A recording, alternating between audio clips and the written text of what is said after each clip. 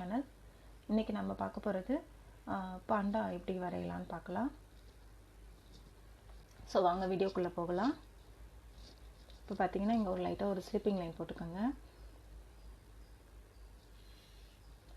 போட்டுட்டு இந்த இடத்துல ஒரு சர்க்கிள் போட்டுக்கோங்க. இங்கே மேலேயும் ஒரு குட்டி சர்க்கிள் போட்டுக்கோங்க. இந்த சர்க்கிளை விட இது கொஞ்சம் சின்னதாக இருக்கிற மாதிரி பார்த்துக்கோங்க. ஸ்ட்ரெயிட்டாக போட்டுக்கோங்க. போட்டுட்டு இங்கே ஒரு 2-3 லைன் போட்டுக்கோங்க.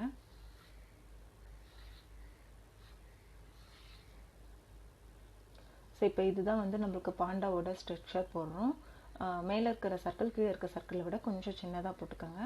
போட்டுட்டு இங்கேருந்து இது பாண்டா கூட ஹியர் வரையணும்.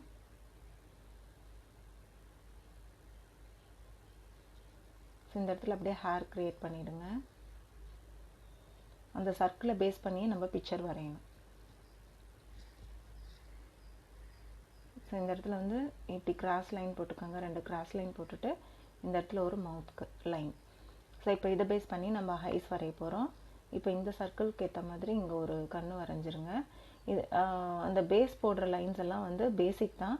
ஸோ அது வந்து டார்க்காக வரையக்கூடாது. நீங்கள் எந்த அளவுக்கு லைட்டாக வரைங்களோ அந்த லைட்டாக வரைங்க. இங்கே ஒரு சர்க்கிள் போட்டுட்டு இது மவுத் வரைஞ்சிடுறேன்.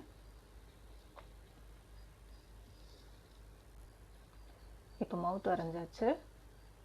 அதுக்கப்புறம் இந்த ஸ்மைலிங் ஃபேஸ்க்கான எக்ஸ்ப்ரெஷனுக்காக லைட்டாக அப்படி ஒரு கொஷின் மார்க் மாதிரி போட்டு விட்டுருங்க கிராஸாக.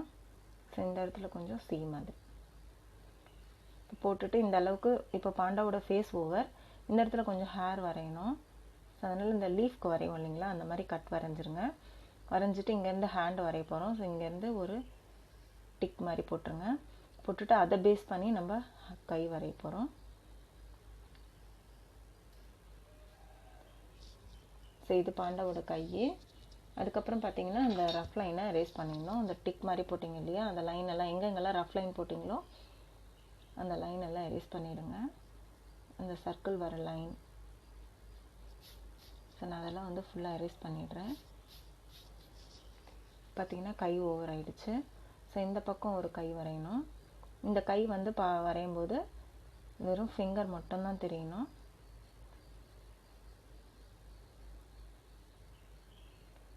கையில் வந்து ஒரு சின்ன பேம்பு ஸ்டிக் வச்சுருக்க மாதிரி, மூங்கில் வச்சுருக்க மாதிரி வரைஞ்சிருங்க. ஸோ நடுவில் ஒரு சென்டர் லைன். பார்த்திங்கன்னா இங்கே வந்து லெக்கு. ஸோ லெக்ஸ் வரையும் போது இங்கே ஒரு சர்க்கிள் போட்டுட்டு இதில் நெயில் சின்ன சின்னதாக வரைஞ்சிருங்க.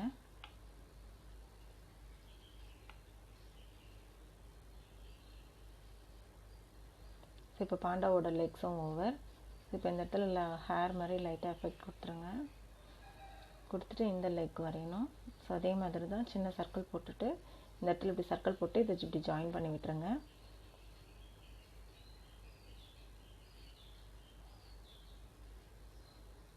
ஸோ இப்போ பாண்டா ஓவர் ஆயிடுச்சு.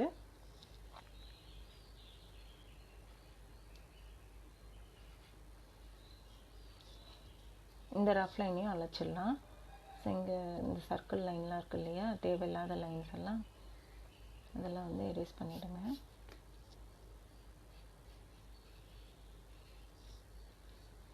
இப்போ முடிச்சாச்சு. பார்த்திங்கன்னா லைட்டாக அங்கங்கே ஸ்டோன்ஸ் வரைகிறோம். வரைஞ்சிட்டு இந்த லைன்ஸ் போட்டோம் இல்லையா, அதே வந்து கொஞ்சம் டபுள் லைன் மாதிரி க்ரியேட் பண்ணுங்கள். இப்படி பாதி வரைஞ்சிட்டு திருப்பி இங்கேருந்து ஸ்டார்ட் பண்ணுங்கள். அப்புறம் இதை கட் பண்ணி முடிச்சுருங்க. திருப்பி மறுபடியும் இங்கேருந்து இப்படி ஸ்டார்ட் பண்ணுங்கள். திருப்பி இப்படி முடிச்சுருங்க. மறுபடியும் இங்கேருந்து ஸ்டார்ட் பண்ணி இப்படி முடிங்க. ஒவ்வொரு பேம்பு ஸ்டிக்ஸ்க்கும் அந்த மாதிரி வருங்க. கொஞ்சம் தூரம் எடுத்துகிட்டு போயிட்டு அப்புறம் இதை க்ளோஸ் பண்ணி முடிச்சுருங்க. திருப்பி இங்கேருந்து எடுத்துகிட்டு போயிட்டு இங்கே க்ளோஸ் பண்ணி முடிங்க.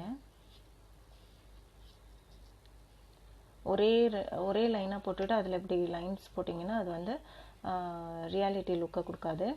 ஸோ நான் தனித்தனியாக ஒவ்வொரு பாக்ஸாக லேயராக பிரித்து தான் வரைகிறேன். இங்கே லைன்ஸ் போட்டுட்டு இதை ஃபஸ்ட்டு பாக்ஸ் மாதிரி போட்டு முடிச்சுருங்க. இந்த லைன் போட்டு ஃபினிஷ் பண்ணிவிட்டு அதுக்கப்புறம் மேலே இன்னொரு லைனை ஸ்டார்ட் பண்ணுங்கள்.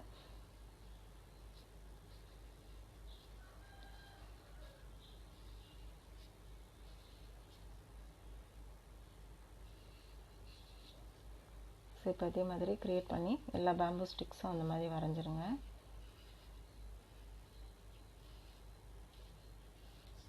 ஸோ இப்போ இது வந்து லைட்டாக லீஃப் வரையணும் இல்லையா, அதுக்கு இங்கே ஒரு 3 லீவ்ஸ் வரைஞ்சிடுறேன்.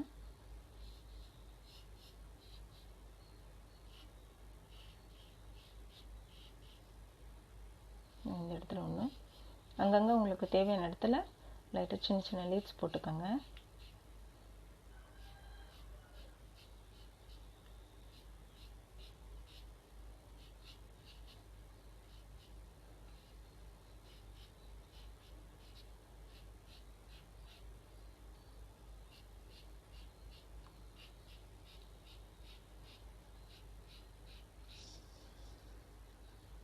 ஸோ இப்போ முடிச்சுட்டு இது வந்து நம்ம பென்சில் ட்ராயிங்ன்றதுனால ஸோ எங்கெங்கெல்லாம் டார்க் தேவைப்படுதோ நீங்கள் அந்த இடத்துலலாம் மட்டும் டார்க் கொடுத்துக்கோங்க.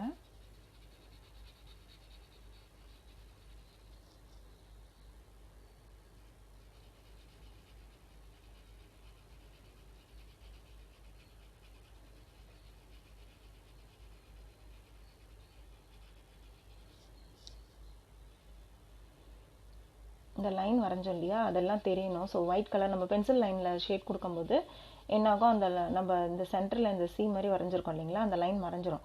ஸோ அதனால் வந்து டபுள் லைனாக பண்ணிவிட்டு அதுக்குள்ளே நீங்கள் ஷேட் பண்ணிங்கன்னா அந்த ஒயிட் கலரில் லேயர் தெரியும்.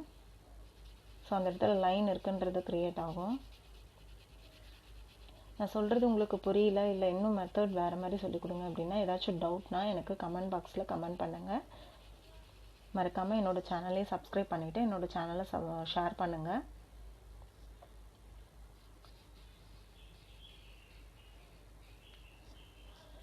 ஸோ எங்கள் கைக்கும் வந்து ஷேட் கொடுத்துக்கலாம், பிளாக் ஷேடு. ஷேட் கொடுக்கும்போது அவுட்லைன் விட்டு வெளியே வராத பண்ணணும், ஈவனாக பண்ணுங்கள். ஸோ பென்சிலில் முடிஞ்ச அளவுக்கு எந்த அளவுக்கு நீங்கள் ஃப்ளாட்டாக பிடிக்கிறீங்களோ அந்த அளவுக்கு உங்களுக்கு நீட்னஸாக வரும் பார்க்க. இப்போ எந்த அளவுக்கு டார்க் கொடுக்க முடியுமோ அந்த அளவுக்கு நான் டார்க் கொடுத்துக்கிறேன். அவுட்லைன் விட்டு வெளியே வராமல் ஸ்லோவாக பண்ணுங்கள், பொறுமையாக.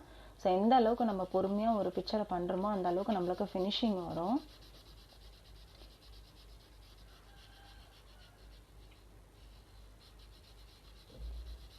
மெயின் வந்து அவுட்லைன் விட்டு வெளியே போகக்கூடாது அப்படின்றத மைண்டில் செட் பண்ணிக்கிட்டு கரெக்டாக நீங்கள் பண்ணும்போது உங்களுக்கு நீட் லுக் வரும் பார்க்கறதுக்கு.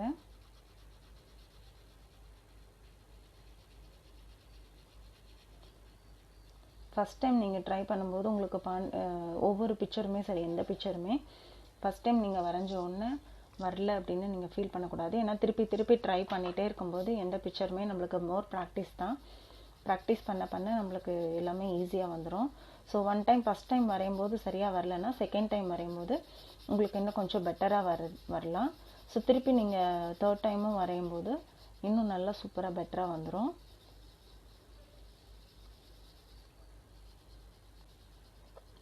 இப்போ இந்த பால் மாதிரி இருக்கிற இந்த டபுள் லைன்குள்ளெல்லாம் அடிக்காமல் பேலன்ஸ் இருக்கிற ஏரியாவில் மட்டும் ஃபுல்லாக அடிச்சுக்கிறேன்.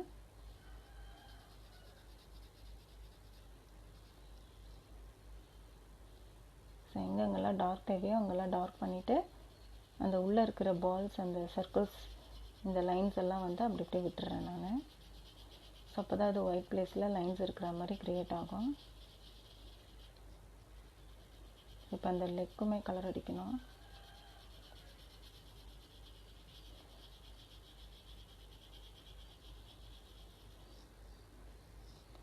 இப்போ இந்த இடத்துல மட்டும் டார்க்காக அந்த லைன்ஸ் க்ரியேட் பண்ணோம் இல்லைங்களா, அந்த இடத்துல மட்டும் ஒன் சைடில் மட்டும் ஷேட் பண்ணுங்கள். இந்த ஸ்லிப்பிங் லைன்லேயும் இந்த கட் ஆகிற இடத்துலையும் லெஃப்ட் சைட்லேயும். ஸோ அந்த மாதிரி ஷேட் பண்ணிவிடுங்க.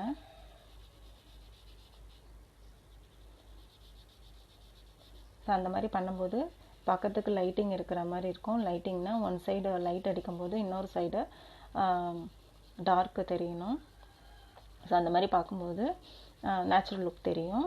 ஸோ ஒரு பிக்சர் ட்ரா பண்ணுறோன்னா அதில் மெயின் வந்து ஷேடிங்கும் லைட்டிங்கும் முக்கியம். ஷேடிங் லைட்டிங்னா டார்க் வர இடத்துல டார்க்கும், நிழல் வெளிச்சம் சொல்கிறோம் இல்லைங்களா, அந்த மாதிரி எந்த இடத்துல வெளிச்சம் வரணும், எந்த இடத்துல டார்க் வரணுமோ அந்த இடத்துல கரெக்டாக நம்ம கொடுக்கும்போது சாதாரண கார்ட்டூன் பிக்சர் வரைஞ்சிங்கன்னா கூட அது பார்க்கறதுக்கு ரியல் லுக் தெரியும். ஸோ அதனால் மெயின் வந்து நம்மளுக்கு ஷேடிங் லைட்டிங் தான் முக்கியம்.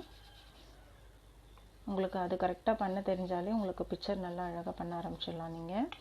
ஸோ இப்போ இந்த ஸ்டோன்ஸ்க்கெலாம் லைட்டாக கலர் பண்ணிடுங்க. லைட் கலராக இருந்தால் போதும், ஓவர் டார்க் ஷேட் வேண்டாம். ஸோ இந்த இடத்துல வந்து இந்த கையோட இந்த நிழல் இங்கே தெரியுன்றதுனால இந்த கை இப்படி தூக்கி பிடிச்சிட்ருக்கு இல்லையா பாண்டா. ஸோ அப்போது என்ன ஆகும், இந்த நிழல் வந்து இந்த கீழே வந்து ஹார்ம்ஸ் கீழே தெரியும். ஸோ அதனால் இங்கே கொஞ்சம் ஷேட் பண்ணிக்கிறேன். ஷேட் பண்ணி அப்படியே கொஞ்சம் இங்கே பண்ணும்போது டார்க்காக அழுத்தி பண்ணுங்கள். அப்புறம் கொஞ்சம் லைட்டாக லூஸ் விட்டுருங்க கையை. அப்புறம் கொஞ்சம் போக போக போக ரொம்ப லைட்டாக பண்ணிடுங்க. அப்படி பண்ணும்போது என்ன ஆகும், நம்ம ஆயில் கலரில் பண்ணுற மாதிரி டார்க் மீடியம் லைட்டுன்னு வந்துடும். ஸோ அப்படியே போக போக கொஞ்சம் லைட் கலர் பண்ணிவிடுங்க. அதே மாதிரி ஃபேஸ்க்கும் இந்த பக்கம் பண்ணிவிடுங்க. ஏன்னா இப்போது பேம்பிள்ஸில் பார்த்தீங்கன்னா எல்லாத்துமே லெஃப்ட் சைடில் ஷேடிங் பண்ணியிருக்கோம், ரைட் சைடில் ஷேடிங் பண்ணாமல் விட்டுருக்கோம். அதனால பாண்டாக்கும் வந்து பார்த்திங்கன்னா லெஃப்ட் சைடில் ஷேடிங் பண்ணிவிட்டு ரைட் சைடில் ஷேடிங் பண்ணாமல் விட்டுற போகிறோம். ஏன்னா ரைட் சைட்லேருந்து லைட் அடிக்கிற மாதிரி லைட் அடிக்கும்போது பேக் சைடில் ஷேடிங் தெரியும், அதாவது நிழல் தெரியும். ஸோ அதனால் இந்த இடத்துல மட்டும்தான் நான் ஷேட் பண்ணுறேன்.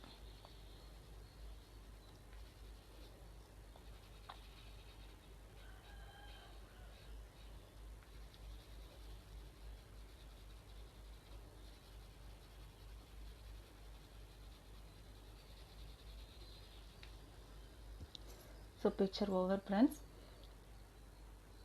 இதே பிக்சரை நீங்கள் ஒரு 3-4 டைம்ஸ் ட்ரை பண்ணுங்கள். இல்லை நல்லா வரைய தெரிஞ்சவங்கன்னா இந்த ஷேடிங் பண்ணுறது எப்படின்றத இதில் ஓரளவுக்கு கற்றுட்டுப்பீங்கன்னு நினைக்கிறேன். ஸோ தேங்க்ஸ் ஃபார் வாட்சிங் ஃப்ரெண்ட்ஸ்.